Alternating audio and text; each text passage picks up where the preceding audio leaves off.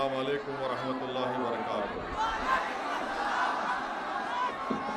शहर नशीन पर तशरीफ़ फरमा गुजरात के मजलिस इत्तेहादुल मुस्लिमीन के सदर जनाब साबिर भाई साहब, मौलाना खलील अहमद साहब, मौलाना लातूरी साहब, मौलाना फरीद अशरफी साहब, गुजरात के मजलिस इत्तेहादुल मुस्लिमीन के मोतमद सैयद खुर्शीद साहब और सूरत के मजलिस इत्तेहादुल मुस्लिमीन के सदर वसीम कुरैशी साहब, मोअज़्ज़िज़ हाज़रीन इकराम, बुज़ुर्गान मिल्लत, मेरे गयूर नौजवान साथियों, इज़्ज़तदार माँ और बहनों, आप तमाम का बेहद शुक्रिया कि आपने अपना कीमती वक्त निकाल कर आज के इस जलसे में शिरकत की। मैं आपको शुरुआत में ये बात बताना ज़रूरी समझता हूँ कि ना सिर्फ ये पैगाम सूरत की आवाम तक पहुँचे बल्कि गुजरात की पूरे आवाम को और साथ ही साथ गुजरात में बीजेपी को भी, कांग्रेस पार्टी को भी और आप पार्टी को भी ये पैगाम पहुँचे कि आने वाले विधानसभा में इंशाअल्लाह ताला मजलिस इत्तेहादुल मुस्लिमीन पूरी ताकत के साथ गुजरात के असम्बली इंतखाबात में इलेक्शन लड़ने की पूरी तैयारी कर रही है। और आज आप लोगों का फ़कीदुल मिसाल, खैर मुक़द्दम और फिर यहाँ पर हज़ारों की तादाद में जमा होना इस बात का पैगाम देता है कि इंशाअल्लाह ताला सूरत में भी मजलिस इत्तेहादुल मुस्लिमीन एक नया सियासी इनकलाब सूरत की सरजमीन पर लिखने जा रही है। मेरे अजीज़ दोस्तों और बुज़ुर्गों, मैं आपको ये पैगाम देने आया हूँ कि हमारा वतन अजीज़ हो या गुजरात रियासत हो, इस लोकतंत्र में जब तक आप अपनी एक सियासी आवाज़ को नहीं पैदा करेंगे, आपके और हमारे मसाइल हल होने वाले नहीं हैं। आप याद रखिए मेरी इस बात को कि जमहूरियत की तल्ख़ हकीकत ये है कि जब तक आपके पास आपके वोट से आपके नुमाइंदे कामयाब नहीं होंगे, आपके मसाइल हल नहीं किए जाएंगे। अगर गुजरात में और वतन अजीज़ भारत में अल्पसंख्यक समाज के मुसलमानों को इस बात की शिकायत है कि हम पर जुल्म होता है, हमको दबाया जाता है, हमको बेजा जेलों में डाल दिया जाता है, हमको कारोबार से महरूम कर दिया जाता है, हमारे घरों को और हमारे कारोबार की जगहों को बुलडोज़र से तोड़ दिया जाता है, तो याद रखिए आपको एक सियासी ताकत बनना है। मैं आपको खुलकर कह रहा हूँ कि सिर्फ मज़म्मती बयानात से मसलों का हल नहीं निकलता, सिर्फ जज्बाती तकारीर से आपकी बीमारी का इलाज नहीं निकलता, सिर्फ नारों से आपकी आवाज़ और आपके मसाइल हल नहीं होते। जमहूरियत में अगर आप इस बात को तय कर लेंगे कि अब हम मुत्तहिदा तौर पर अपना एक एक वोट अपनी पार्टी के नुमाइंदों के हक़ में डालेंगे, तो तभी जाकर आपकी आवाज़ को सुना जाएगा।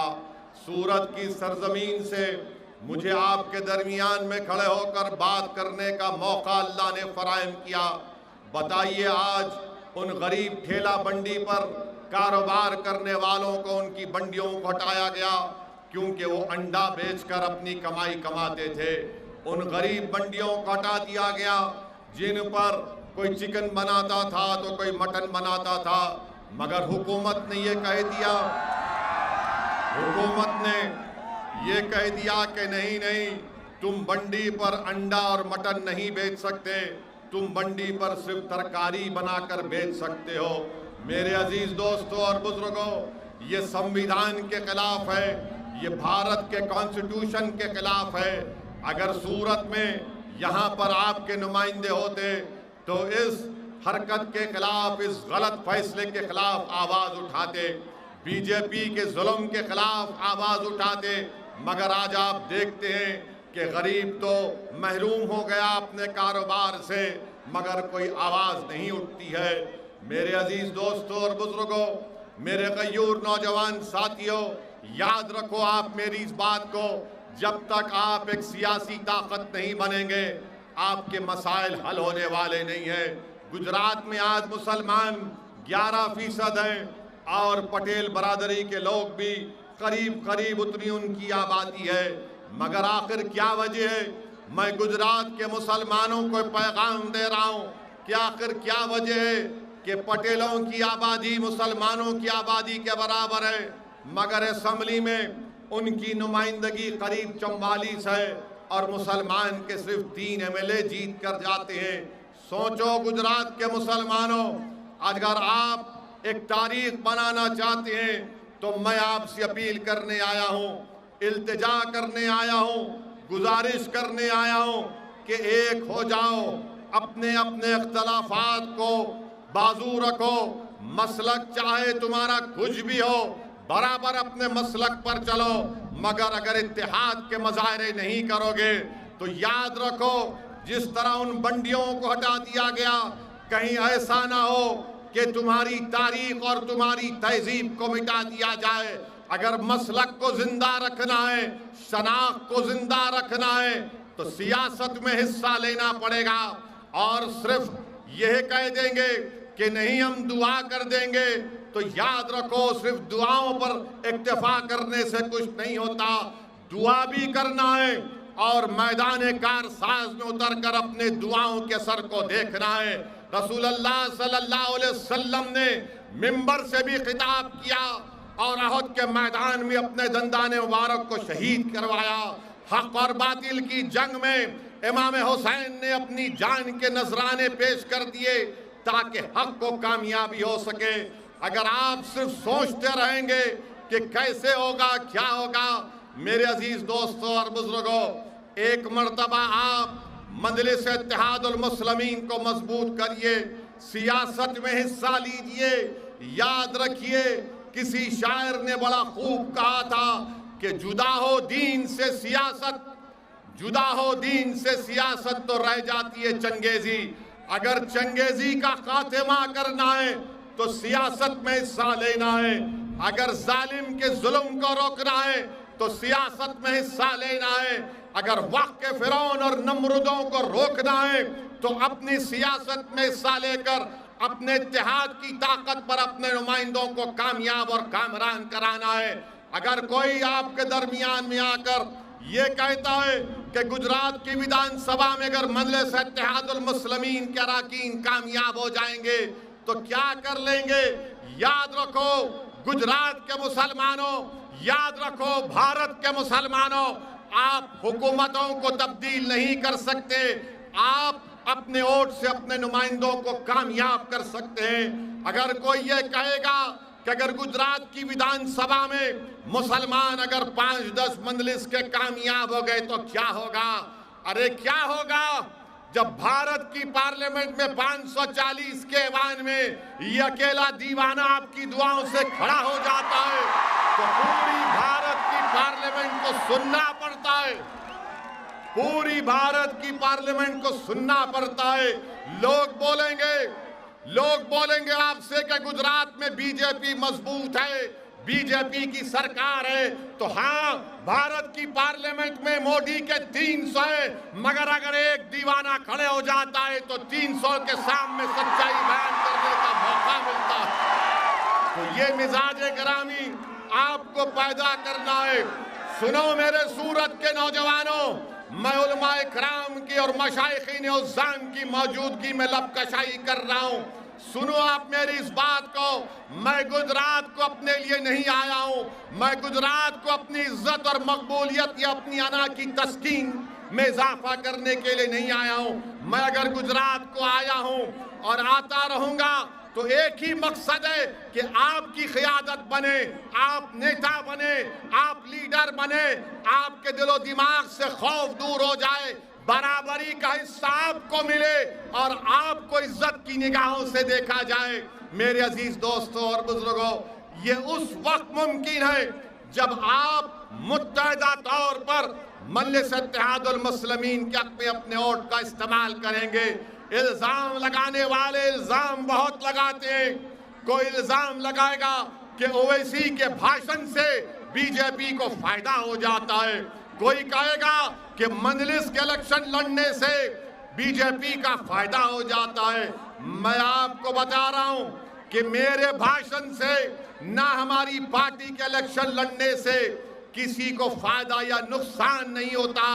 मैं इलेक्शन लड़ता हूं तो मेरी पार्टी को फायदा हो। मैं इलेक्शन इसलिए नहीं लड़ता कि किसी को फायदा पहुंचे या किसी को नुकसान पहुंचे। इल्जाम लगाने वालों इल्जाम लगा लो। जब तक अल्लाह असदुद्दीन ओवैसी को जिंदा रखेगा मैं अपना काम करता रहूंगा। जब तक अल्लाह सुब्हानहू तआला अपने फजल और करम से मेरे जान और माल की हिफाजत करता रहेगा मैं बोलता रहूंगा, मैं लड़ता रहूंगा। हाँ, कोई गम की कोई बुरी बात नहीं है कि अगर मैं खड़े होकर ये कहता हूं कि मैं भारत के गरीब और मजलूम आवाम के लिए एक आवाज उठाता हूं। मुझे कोई शर्मिंदगी नहीं है इसमें, इस बात को कहते हुए मुझे कोई शर्मिंदगी नहीं है अगर मैं खड़े होकर कहता हूं कि मैं दलित और आदिवासियों के हुकूक का मुतालबा करता हूं। मुझे कोई डर नहीं होता अगर मैं कहता हूं कि भारत के मुसलमानों को संविधान के मुताबिक उनका जायज मुकाम मिलना चाहिए, तो कोई डरने की जरूरत नहीं है। भारत के मुसलमानों, सूरत के मुसलमानों, गुजरात के मुसलमानों, हमको अपना हक हासिल करना है। हम अल्लाह से डरने वाले हैं, किसी इंसान हुकूमत से डरने वाले नहीं बन सकते हैं।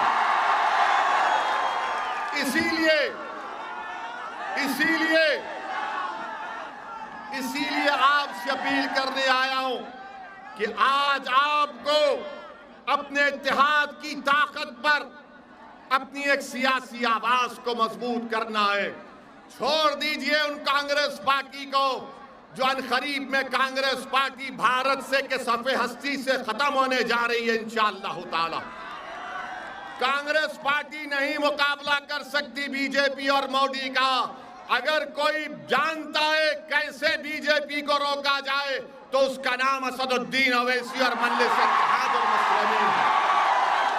ये कांग्रेस के कायदीन राहुल गांधी में दमखम नहीं है कि मोदी को रोक सके, ना मोदी का जवाब दे सके।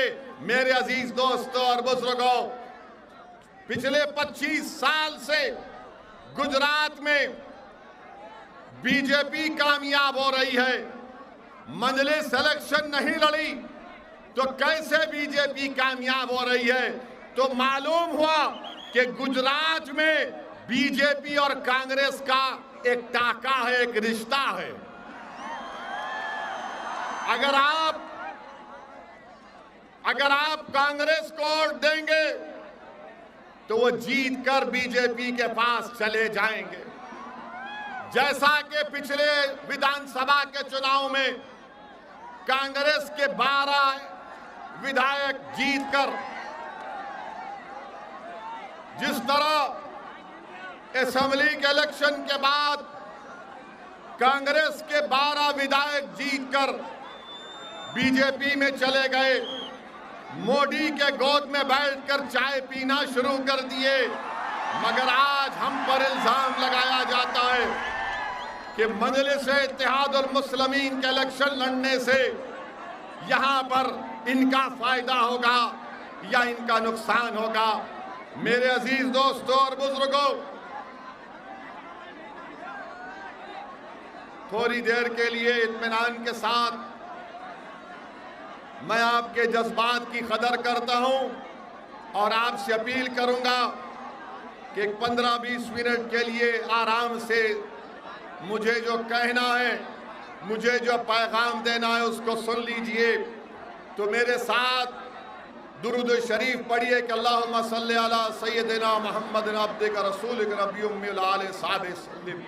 नारा लगाइए मेरे साथ, नारे तकबीर, नारे तकबीर। मेरे अजीज दोस्तों और बुजुर्गों, जो दूसरी बात मैं आपके सामने रखना चाह रहा था वो ये है कि आज हमारे वतन अजीज में, हमारे मुल्क भारत में हर चीज को ये इल्जाम लगा दिया जाता है कि ये हुआ तो मुसलमानों की तरफ से हुआ, अगर ये गलत हुआ तो मुगलों की वजह से हुआ। हम उनको बताना चाह रहे हैं, बीजेपी और आरएसएस के लोगों को, मैं सूरत की सरजमीन से देश के प्रधानमंत्री नरेंद्र मोदी को एक पैगाम देना चाहता हूं और ये बात साफ और वाज़े तौर पर, ओ भाई रुक जाओ, साफ और वाज़े तौर पर कहना चाहता हूं कि कहा जाता है कि मुगलों की बात करते हैं। अरे भारत का मुसलमानों का मुगलों से कोई ताल्लुक नहीं है, याद रखो। हमारा ताल्लुक उन लोगों से है जो अहले दिल थे, सूफी थे, जिन्होंने इस्लाम को भारत को लाया। अगर भारत में पहली मस्जिद मुगलों ने नहीं बनाई थी, भारत में पहली मस्जिद अगर बनाई गई तो केरला में बनाई गई थी। वो बादशाह थे, बादशाह दीन का नहीं होता, आलिम दीन का होता है। सूफी जो होता है उसका ताल्लुक दीन से होता है। मगर बीजेपी मुगलों को मुसलमानों से जोड़कर कहती है नहीं, वो 600 साल पहले ऐसा हुआ था, 500 साल पहले ऐसा हुआ था, 450 साल पहले तोड़ी गई, अब हम उसमें खोद के देखेंगे।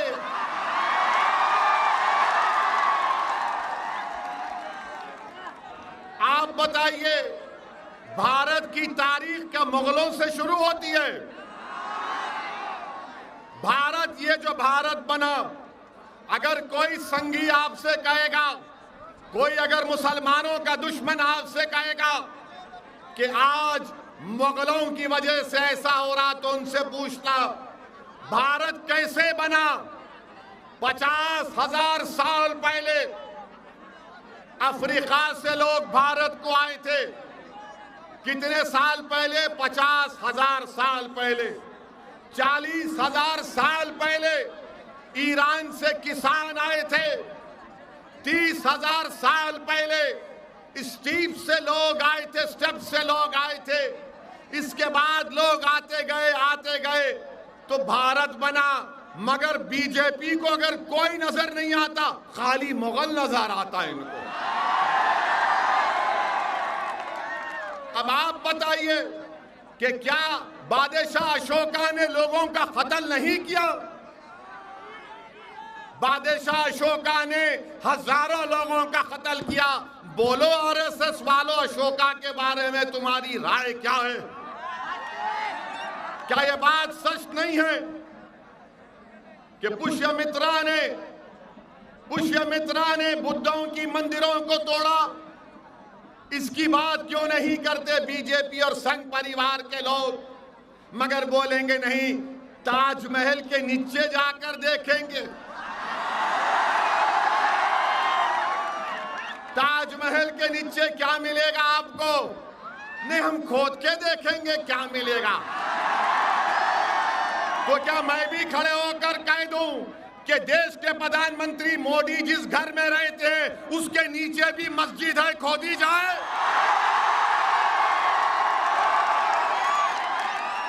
अगर तुम्हारी आस्था है तो मेरी आस्था नहीं है। क्या मोदी की आस्था ओवैसी की आस्था से बढ़कर है या बराबर है? बताओ आप। ये देश आस्था पर नहीं चलता मोदी जी। ये देश चलेगा तो संविधान पर चलता था और चलता रहेगा। भारत का मुसलमान किराएदार नहीं है, हिस्सेदार है। आप ले जाकर मुगलों से मिलाते हैं। अरे मुगलों से हमारा रिश्ता नहीं था। वो मुगल जितने बादशाह थे उनकी बीवियां कौन थीं? किससे शादी की थी उन्होंने? क्या उसका जिम्मेदार आप मुझे बनाएंगे? आप जाके पूछो औरंगजेब से मुझे क्या करना है। अब जाके पूछो अकबर से, जहांगीर से, शाहजहां से। और क्या मोदी जी, क्या आपने बहादुर शाह जफर की खबर पर फूल नहीं चढ़ाए थे? हमको जिम्मेदार, हाँ मुगल अगर जिम्मेदार हैं तो यकीनन औरंगजेब जिम्मेदार है पेट्रोल की कीमत का। अकबर जिम्मेदार है बेरोजगारी का और शाहजहां जिम्मेदार है कीमतों में जो इजाफा हो रहा है। अब खुश हो गए बीजेपी वालों, हमने मुगलों को जिम्मेदार करार दे दिया, पेट्रोल का जिम्मेदार। कीमत अगर पेट्रोल की बढ़ गई मोदी जी तो औरंगजेब जिम्मेदार, नौजवान को नौकरी नहीं है तो अकबर जिम्मेदार, कीमतें बढ़ रही तो शाहजहां जिम्मेदार। ये जिम्मेदारी हम देने तैयार हैं। मगर अशोका को क्यों भूल गए, पुष्यमित्रा को क्यों भूल गए? इनके बारे में भी बोलना चाहिए ना। नहीं बोलेंगे तो आपको खुलकर कहना है कि हमारा ताल्लुक मुगलों से नहीं है। हाँ, वो बादशाह थे जो मुल्क पर हुकूमत किए, जिस तरह अशोका ने किया, जिस तरह कृष्णदेवराया ने किया, जिस तरह पुष्यमित्रा ने किया, उन सब ने किया, चंद्रगुप्त मौर्य ने किया। मगर आप ये मुगलों के पीछे पड़ गए और मुगलों को हमसे जोड़ते हैं। सुनो, अगर भारत का मुसलमान का किसी से ताल्लुक है, उसका ताल्लुक है अल्लामा फजल कैराबादी रहमतुल्लाह अलैह से। वो अल्लामा फजल कैराबादी जो काले पानी की सजा काटी और अपनी जान की अजीम कुर्बानी दे दी। सुनो संगियो, अल्लामा फजल कैराबादी ने अंग्रेजों से माफी की भीख नहीं मांगी। हमारा ताल्लुक है तो जौहर बरादरान से है, हमारा ताल्लुक है तो मौलाना अबुल कलाम आजाद से है, हमारा ताल्लुक है तो उन रेशमी रुमाल की तहरीक चलाने वाले महमूद अल हसन साहब से है, हुसैन अहमद मदनी से है, हमारा ताल्लुक किसी से है तो माल्टा की जेल में मुसीबत और मसाइब के मुश्किलात को सामना करने वालों से। अरे मुगलों को लाकर हमारे गले में क्यों बांध रहे हो? आप बांध लो। भारत की आजादी में सबने हिस्सा लिया था और इसीलिए जब मुल्क आजाद हुआ तो हमने यह फैसला लिया कि हम तारीख में नहीं जाएंगे बल्कि हम तारीख बनाएंगे भारत के लिए। हम तारीख में नहीं जाएंगे, हम तारीख बनाएंगे भारत के लिए। मगर आज क्या हो रहा है कि नहीं, वो ज्ञानवापी की मस्जिद आपकी नहीं है। अरे बाबरी मस्जिद चले गई तो क्या आप ज्ञानवापी भी जाने देंगे? आप बोलो, अहद लोगे कि मस्जिदों को आबाद करोगे? नौजवानों, क्या तुम अहद लोगे कि अब तुम मस्जिदों को आबाद रखोगे? क्या जिस तरह जुमे में नमाज पढ़ते उस तरह फजर में पढ़ोगे? तो क्या कल सुबह जाकर मस्जिदों को और चकाचक भर दोगे? अगर हम मस्जिद की हिफाजत नहीं करेंगे तो कौन करेगा? और जब ज्ञानवापी मस्जिद का मसला उठा तो क्या कांग्रेस ने बोला? क्या बोला कांग्रेस ने? क्या राहुल गांधी ने बोला? क्या आम आदमी पार्टी के केजरीवाल ने बोला? किसने बोला? फिर क्या नाम था बोलने वाले का? क्या नाम था बोलने वाले का? क्यों बोला वो? इसलिए कि भारत का ये हिस्सा है, संविधान का हिस्सा है, 91 का कानून है और कोई मस्जिद को, मंदिर को हाथ नहीं लगा सकता। मेरे अजीज दोस्तों और बुजुर्गों, अगर आप 10 मिनट है हमारी बात सुन लीजिए, आराम से बैठिए, एक नारा लगाइए, नारे तकबीर। मेरे अजीज दोस्तों और बुजुर्गों, बीजेपी गुजरात में डिस्टर्ब्ड एरियाज एक्ट का कानून बनाया। डिस्टर्ब्ड एरियाज एक्ट का कानून बनाया और आपके सूरत में, अथवा में, सलाबतपुरा में, हेलो हेलो, मोदी जी को बोले तो माइक भी डर रहा उनसे, मगर हम नहीं डरते, हम सिर्फ अल्लाह से डरने वाले हैं।